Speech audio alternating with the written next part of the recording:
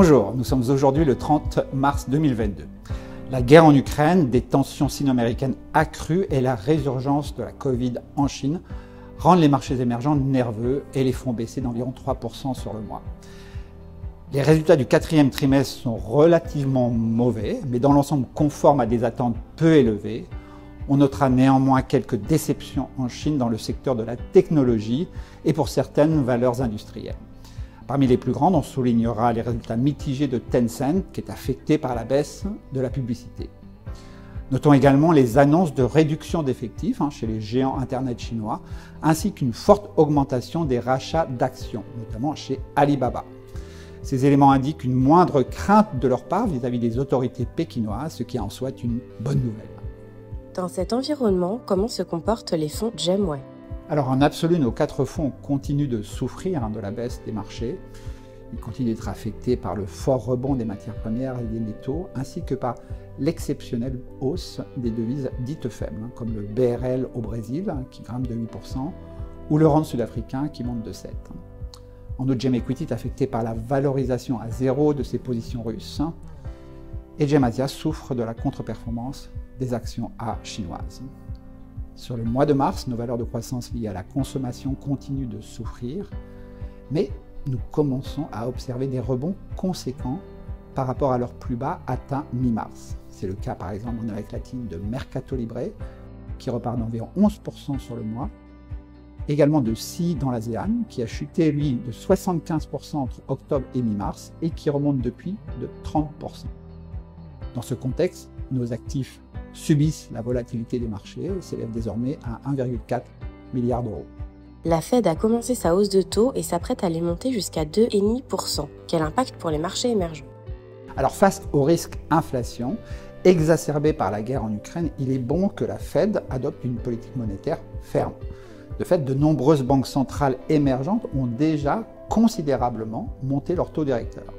Elles sont même en avance, ce qui explique en partie la très bonne tenue de leurs devises. Historiquement, les marchés émergents et leurs devises sont affectés par la perspective de resserrement monétaire américain.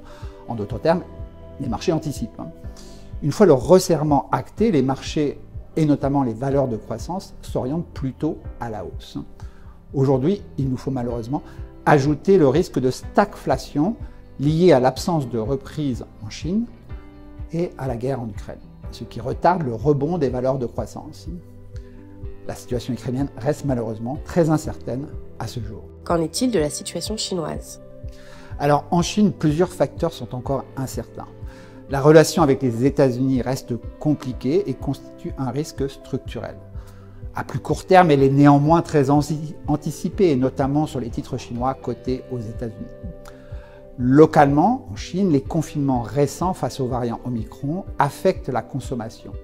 La politique zéro Covid a donc un coût économique et il est peu probable que cette politique soit infléchie d'ici octobre prochain. Enfin, le secteur immobilier reste dans un bear market structurel et la baisse des prix affecte la confiance des consommateurs chinois. Face à ces vents contraires, la Chine a les moyens monétaires et fiscaux pour s'assurer une croissance à plus de 5% cette année. Mais elle reste prudente à court terme, ce qui structurellement est plutôt une bonne chose. De fait, le renminbi se distingue par sa stabilité. Dans ce contexte, comment sont positionnés les fonds Gemway?